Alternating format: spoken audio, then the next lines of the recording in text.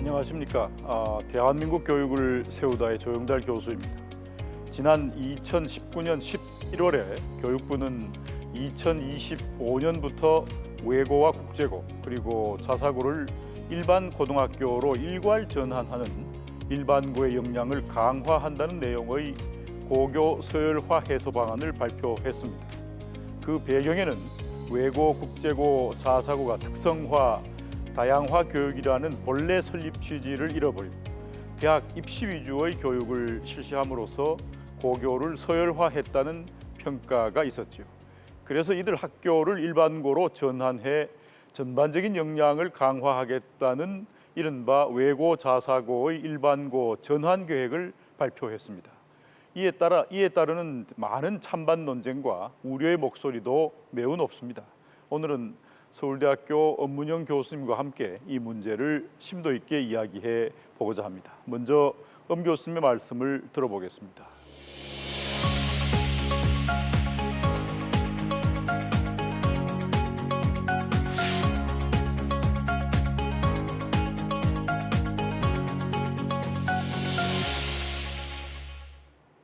네, 안녕하세요. 저는 서울대학교 교육학과 엄문영 교수입니다. 오늘은 여러분들과 함께 외고, 자사고, 일반고 전환 정책에 대해서 살펴보도록 하겠습니다.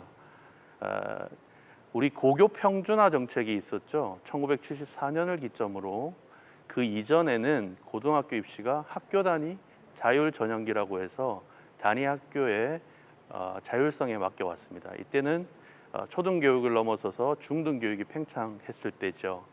그래서 그 이후에 1969년 중학교 무시험제를 시작으로 해서 중학교 엘리트 중학교가 없어졌습니다. 그럼으로써 자연스럽게 74년에 고교 평준화 정책이 도입되면서 이른바 시도 단위의 일제시험, 이른바 연합고사라고 하죠. 이 연합고사가 도입되는 시기가 1974년부터 95년이 되겠습니다. 이 당시에 중학교 내신을 활용해서 고등학교 입학을 결정해야 된다라고 하는 정책이 있었고요. 뒤에도 보겠지만 1984년부터 외고라고 하는 특목고가 생기기 시작했고, 이 당시에 고교 평준화 정책에 따라서 이 학군이라고 하는 것이 만들어졌습니다. 77년에 10개의 학군, 이른바 우리가 알고 있는 8학군의 강남, 9학군의 강동 등의 이 10개의 학군이 등장을 하게 되는 시기가 되겠습니다. 그래서 1995년 이후에 지금까지 우리나라는 531 교육개혁안이라고 하는 김영삼 정부 때의 자율성과 수요자 중심 교육의 기치 아래 고등학교 전형도 자율적으로 하게 되었습니다. 그래서 2002년에는 김대중 정부 때 자립형 사립고등학교, 흔히 얘기하는 자율형 사립고등학교의 1기라고 합니다. 6개의 대표적인 고등학교가 있었죠. 민족 4강 고등학교를 비롯해서. 그 이후에 이명박 정부 때 고교 다양화 300 프로젝트를 실시하게 됩니다. 그리고 2010년에 초중등 교육법 시행령을 개정함으로써 이 지금의 4개 체제의 고교 유형이 재정비가 되게 됩니다. 다시 한번 조금 정리를 해보자면요. 전두환 정부 시절에 첫 외고가 84년에 설립이 되고, 김영삼 정부 때 대표적인 우리나라 교육개혁으로서 531 교육개혁 방안을 자립형 사립고등학교라고 하는 용어가 등장하기 시작합니다.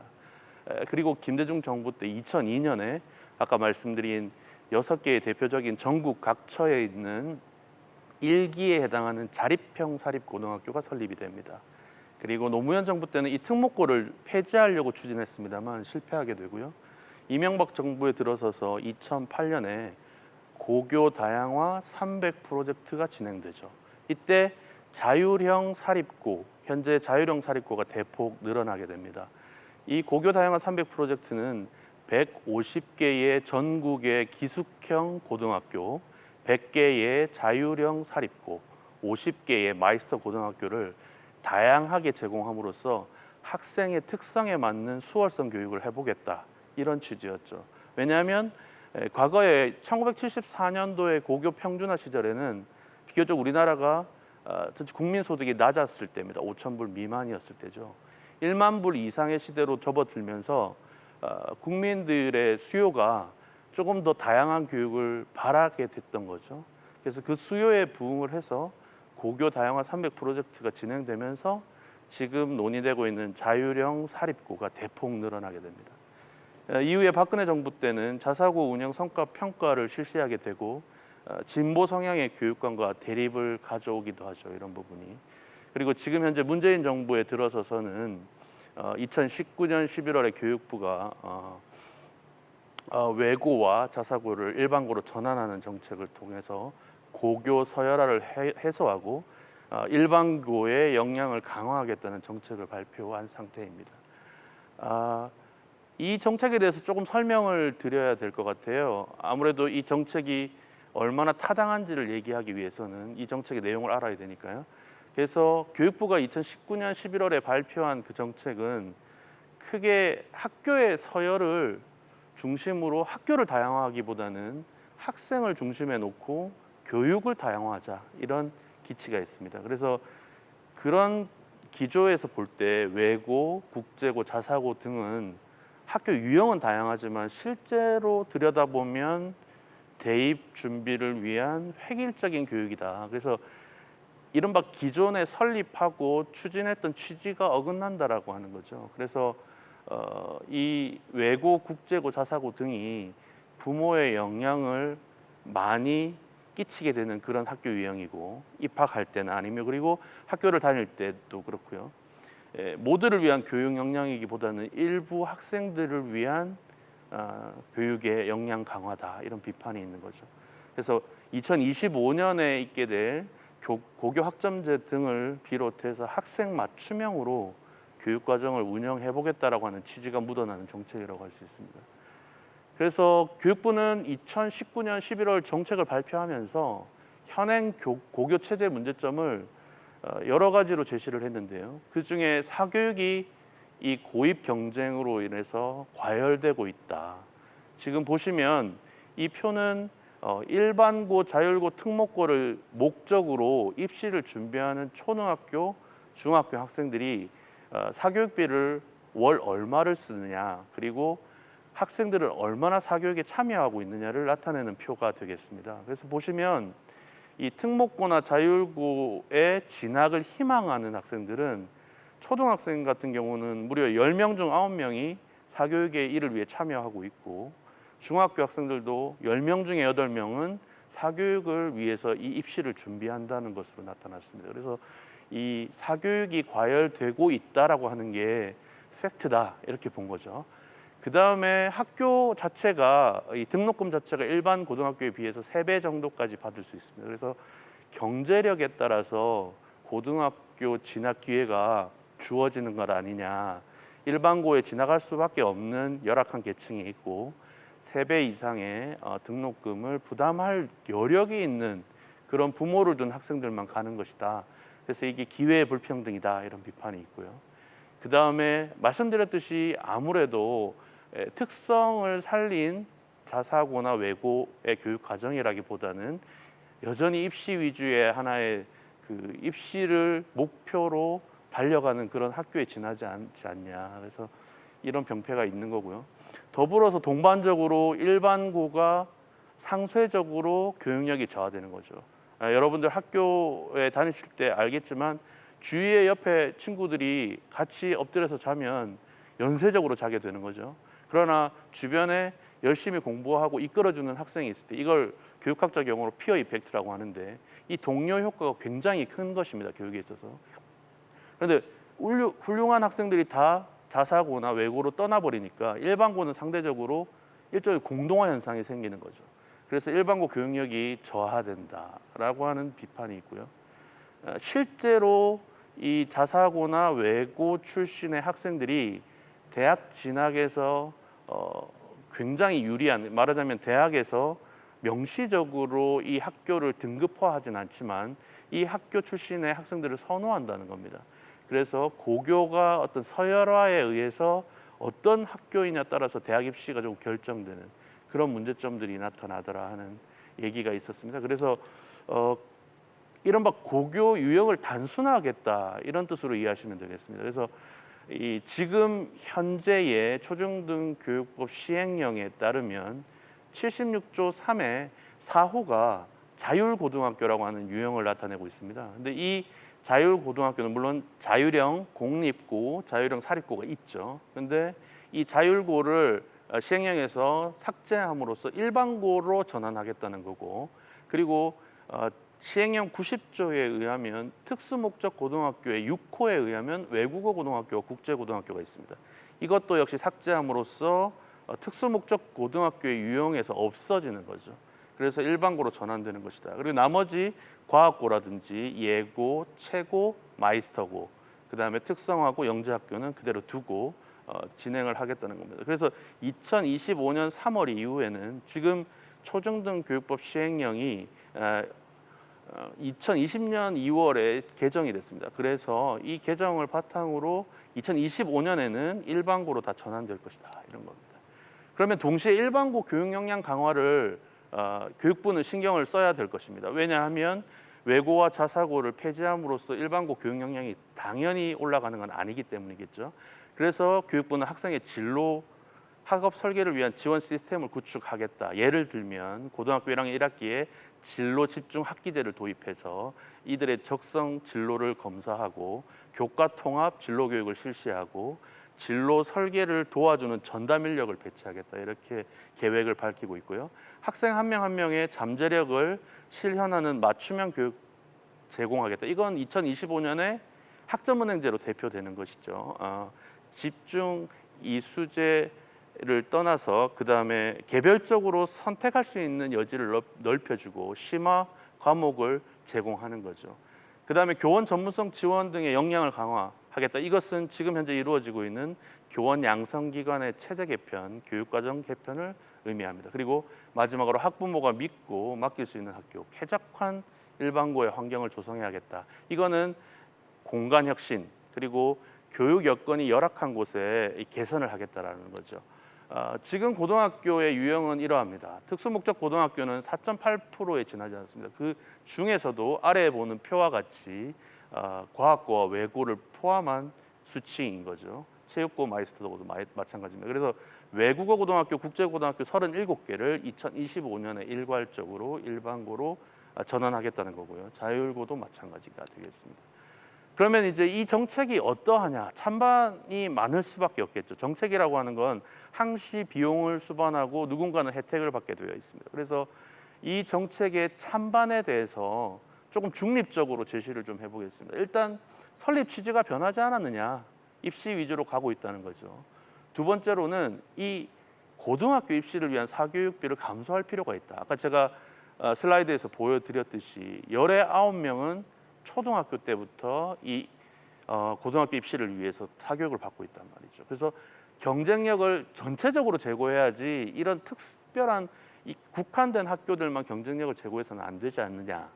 그리고 일반고 수준에서도 과목 특성화 학교를 통해서 수준별 교육과정, 심화 교육과정이 당연히 가능하다라고 하는 입장이고요. 그 다음에 이것은 아까 이렇게 빈부격차에 따라서 갈 수 있는 학교와 그리고 못 가는 학교가 정해지는 거니까 사회 양극화를 유도하는데 이를 해결해야 된다. 그리고 많은 여론이 50% 이상이 자사고와 외고를 일반고로 전환하는데 동의하고 있다. 이건 시대적 요구다. 이렇게 되는 거죠. 그럼 반대 입장이 있을 수 있겠죠. 그러나 과연 이 설립 취지를 살리지 못하고 있는 게 외고와 자사고만의 문제냐? 아니다는 거죠. 과학고등학교, 영재고등학교도 입시의 압박 속에서 변질되고 있지 않느냐, 이런 얘기를 할 수 있고요. 왜 외고와 자사고만 이래야 되냐? 그리고 사교육 영향이 미비하다. 이 말은 무슨 말이냐면, 좋다. 입학할 때의 사교육의 어떤 비용은 인정하겠다. 그러나 우리가 이 실제 교육 과정에서는 기숙형이라든지 다양한 교육 과정 프로그램을 제공함으로써 실제 사교육을 방지하는 효과가 있다. 그래서 결과적으로 사교육 영향은 미비한 것이다. 그리고 만약에 이런 다양하게 갈 수 있는 어떤 자사고, 외고 이런 것들을 없애버리면 다시 강남의 좋은 지역으로 학부모들이 몰려서 인근의 학교에 추첨해서 가는 거니까요. 풍선 효과가 있을 것이다. 과거로 회귀할 거냐. 그 다음에 하향 평준화의 우려가 있는 거죠. 이렇게 지금 잘하던 학생을 수월성 교육을 받다가 일반고로 전환하게 되면 닮은 꼴이 될 수도 있지 않느냐 이런 거죠. 그 다음에 교육비 지출을 역시 마찬가지로 높이고 있다. 이 말은 뭐냐면 우리가 등록금도 많이 받지만 그만큼 학생들에게 많이 투자해서 좋은 교육 과정, 좋은 교육 프로그램을 제공하고 있다. 우리 학교의 특성이다. 그리고 마지막으로 이 자사고를 평가함에 있어서 평가 기준을 조금 더 엄격하게 해서 과거로 소급해서 이 자사고의 재평가 지정을 취소하는 그런 과정에서 이 절차상의 문제가 있다. 그래서 안 된다 이렇게 반대를 하고 있습니다. 그래서 법원의 판단 논리는 금방 제가 말씀드린 것 같습니다. 지금 현재 상황은 1심이라서 학교 측이 모두 승소했습니다. 8개의 학교가 서울시 같은 경우는 승소한 거고요. 법원은 재량권 이탈 남용으로 보았습니다. 그 이유를. 왜냐하면 말씀드렸듯이 이게 평가 기준을 과중하게 변경해서 소급 적용해서 실제 이 학교가 지정 목적을 달성하지 못했다고 평가하는 것은 이 재지정 지도를 과도하게 남용한 거다 이렇게 보는 겁니다. 그럼 외국 사례를 잠깐 보면은 이 지금 미국, 스웨덴, 핀란드, 영국, 프랑스, 일본의 다양한 외국 학교의 전반적인 흐름은 이 종합 학교를 지향하고 확대하는 과정에 있다. 그리고 학교의 다양화보다는 학교 안에 과목의 다양화를 시도하고 있다. 이렇게 간략하게 좀 말씀을 드릴 수 있겠고요. 또 하나 이제 성적과 관련해서 그러면 이 정책이 과연 학생들의 성적을 높이냐 낮추냐 이런 게 또 문제가 될 수 있겠죠. 일례로 2012년의 연구에 의하면 이 자사고가 들어섬에 따라서 일반고가 이 성적이 하락하는 경향이 있더라. 그러나 이거는 일시적으로 이 2010년을 기준으로 9년과 11년을 비교한 거기 때문에 우리가 조심해서 결과를 해석해야 됩니다만 어쨌든 이 일반고가 이렇게 학생들이 학력이 저하되는 효과가 있더라라고 하는 연구 결과가 있다는 겁니다. 그러면 저는 어떻게 생각하느냐? 일반적으로 저는 기본적으로 폐지에는 찬성을 하는 편입니다. 그러나 우리가 생각해 보아야 될 것은 일반고 황폐화의 원인이 과연 외고 자사고에만 있느냐? 그리고 그러면 기존에 가지고 있었던 외고의 역할은 누가 어떻게 담당을 하나? 그럼 수월성 교육은 하지 말아야 된다는 것인가? 그리고 앞으로의 많은 법제화 논의가 필요하다는 겁니다. 2025년이라고 하는 건 사실 여러분도 아시다시피 이 정권 이후의 일인 거죠. 그때 충분한 공론화의 시간이 있기 때문에 좀 더 이 제도를 보완할 수 있는 여러 가지 방안들이 나와야 된다는 겁니다.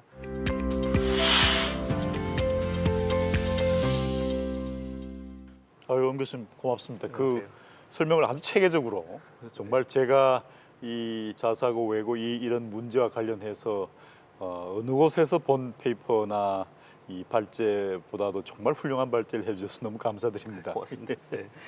그 사실은 이제 저 아까 설명에 나왔습니다만은 이 자사고 외고 이 자립형 사립고 자체를 이제 그 설립하고 실제로 이제 현장에 도입한 그때 제가 정부에 있었던 사람으로서는 저도 좀 이제 이 문제와 직접적으로 이제 저는 자사고 외고를 당시로서는 이제 저 중요하다고 생각해서 설립하는데 찬성하고 그것을 위해 노력한 사람이기도 하죠. 이제 그래서 오늘 좀 이야기가 서로 좀 두서없으면서 좀 잘 진행이 될 수 있을 것 같습니다. 우선 제가 좀 들으면서 이렇게 이건 좀 질문하고 싶다 했던 네네. 질문 중에 하나가 이제 엄 교수님이 저하고는 좀 입장을 다르게 폐지의 찬성은 원론적으로 하지만 이제 많은 생각해야 할 부분들이 있고 충분한 논의가 있어야 한다. 이제 그 입장을 견지를 해주셨는데 뭐 어떻게 보면 사실은 그 많은 논의가 필요한 건 사실일 수 있습니다. 근데 이제 제가 여전히 가지고 있는 질문 중에 하나는 우선은 이 정부가 어쨌든 간에 정부가 세웠던 학교 제도를 그걸 또 정부가 나서서 없애면서 기존의 정부의 제도를 따라왔던 학교들하고 소송전까지 가고 하는 것은 제 생각에 적어도 교육의 문제를 해결하는 방식으로는 적절치 않다. 저는 이제 그 생각이 사실은 좀 들고요. 두 번째 이건 질문이고 같이 좀 논의해봐야 될 사안입니다만은 이제 순서를 거꾸로 할 수도 있는 문제거든요. 예를 들면은 어떤 정책을 없애고 자사고 외고 이 문제를 없애고 뭐 전환한다 하더라도 일반고부터 먼저 원래 정부가 의도했던 대로 학생 중심으로 제대로 역량을 강화해서 할 수 있음을 보여주고 그럼 그 다음에 자사고 외고를 일반고로 어떻게 한다든가 하는 논의가 굉장히 수월해지고 순차적으로 잘 지루어질 거 아니겠습니까? 근데 일단 없애놓고 일반고는 이렇게 하겠다고 말하고 이건 이제 고교 학점제하고도 연결되고 과연 그렇게 될 수 있을 것인가에 대해서 많은 사람들이 의심하게 네.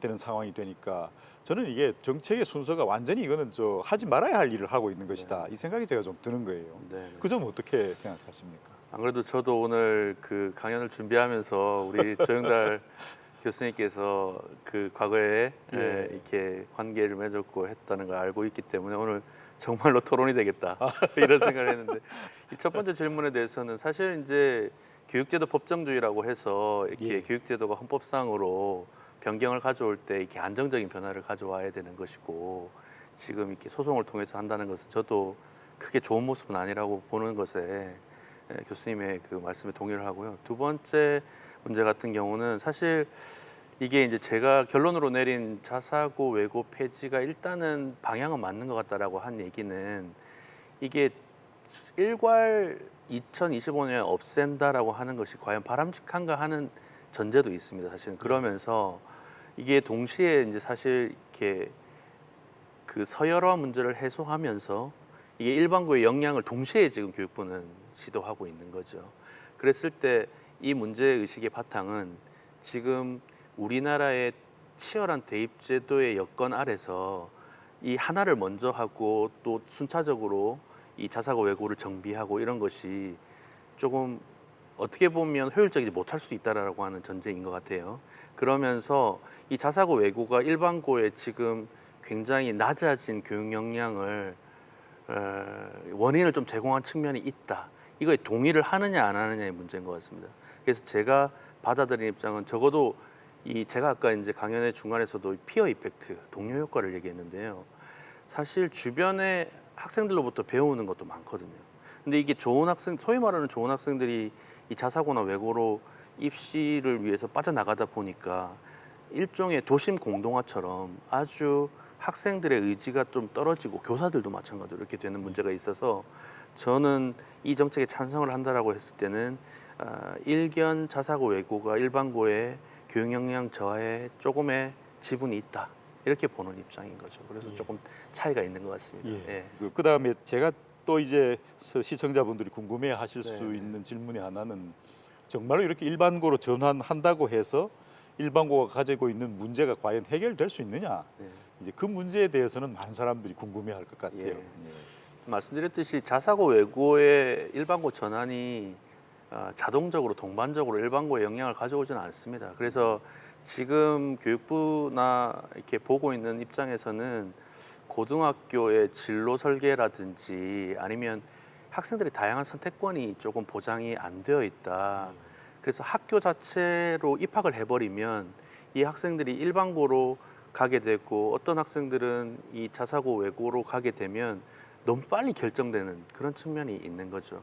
그래서 일반고의 역량을 동시에 약간 자사고 외고를 폐지하면서 같이 가야 되는 정책이다. 그런 면에서 저는 이 서열화 해소와 일반고 역량 강화를 동시에 정책의 목표로 잡았다는 건 굉장히 좋은 출발이라고 보는데 과연 이제 외고 자사고를 폐지하고 나서 그 이후에 뭐 전환 비용이라든지 이런 것들을 고려했을 때 응당 일반고의 역량을 자동적으로 가져오지는 않을 거기 때문에 일반고의 교육 여건 개선이라든지 그리고 지금 아시다시피 하고 있는 우리 교육 양성 체제의 교육 과정 변화 이런 것들이 동반되어야 반드시 일반고가 성공할 수 있는 것이고 그리고 아까 이제 또 말씀하신 부분에 저도 동감을 하면서 이 정책이라고 하는 게 이제 고교 다양화라고 하는 관점에서 어떻게 보면 자유형 사립고가 너무 많이 생기지 않았느냐. 그리고 서울 지역에 또 집중해서 이게 과거에 우리가 일기 자립형 사립고라고 하는 그런 6개의 학교들을 보면 예. 전국에 골고루 배치가 예, 되었었고 처음에 그야말로 일부 학생들이 특성화된 교육을 수월성 교육을 받게 하려면 기회를 주는 선택의 폭을 넓히는 측면이 있는데 지금 양상은 이 자율형 사립고가 무조건 거기를 가보고 나서 대학을 고민해야 되는 이런 체제로 돼버리니까 이게 사실 우리 정책이 그리고 조영달 교수님도 뭐 그런 걸 의도하고 한 건 아니지 않습니까? 근데 그렇죠. 예. 마치 블랙홀처럼 우리 모든 사회 구조가 이 교육의 좋은 방향을 나쁘게 변화시키는 그런 마력이 있는 거죠. 입시제도 그렇죠. 관련해서 그런 네, 그렇다 블랙홀이 보니까 이게 왜곡되는데 그럼 어디서부터 어떤 것부터 고쳐야 되느냐 했을 때 정답은 없는 거죠. 예. 네, 동시에 가야 되는 거죠. 이제 마지막으로 이제 제가 이걸 하나 좀 여쭤보고 싶습니다. 이제 그 시간도 얼마 없고 해서 어쨌든 이제 그 학생들이 중심이 돼야 한다는 건 사실입니다. 그건 우리가 교육하는 목표이기도 하니까요. 네. 근데 그걸 아까 말씀하신 것처럼 학교 내에서 하게 할 건지 네.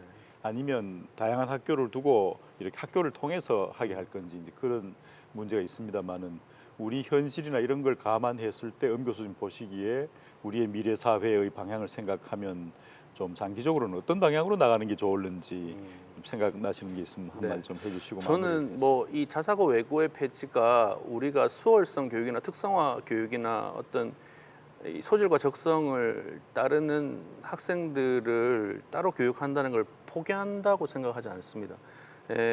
이 영재고라든지 과학고등학교나 마이스터 고등학교는 활성화되어야 되는 것이고요. 그리고 일견 외고라고 하는 외국어의 적성을 가지고 특기를 가지고 있는 학생들도 당연히 교육을 따로 받고 개발되어야 되는데 예를 들면 뭐 영재고 차원에서 영재의 어떤 범위를 좀 넓히는 것도 한 방법이 될 수 있고요. 그래서 우선은 일반고가 70%에 이르고 있고 이 일반고가 전반적으로 역량이 저하되면 마찬가지로 또 반대 논리로 자사고나 외고나 이런 학생들에게도 영향이 있기 때문에 전반적인 미래 사회는 어떻게 보면 같이 가야 되는 그리고 어떻게 보면 이게 잘 융합하고 서로 공동체 의식을 가지고 도와가며 공감하며 연대하는 것이 중심이다 이런 얘기가 많이 나오고 있는데 그런 것들을 일반고의 역량 강화를 통해서 좀 배울 수 있고 진로를 찾을 수 있고 그러면서 한편으로는 지금 있는 과학고, 영재고, 마이스터고를 조금 더 동시에 강화하는 그런 이게 학교 안에서의 다양성과 학교 간의 다양성을 조금 동시에 주는 그런 지혜가 좀 필요할 것 같습니다. 예. 그 말씀을 들으니까 엄 교수와 저 사이에 이제 굉장히 중요한 공통적인 관점이 하나 있는 것 같습니다. 네. 어쨌든 수월성도 굉장히 중요하고 맞습니다. 더불어서 일반고를 중심으로 하는 우리 모두 전체 학생들의 역량을 높이는 노력이 같이 이루어져야 한다. 이제 그 점에 있어서는 저희들이 같은 의견을 네. 한 것 아주 좋은 시간 가졌습니다. 네. 고맙습니다. 고맙습니다. 네, 고맙습니다. 네.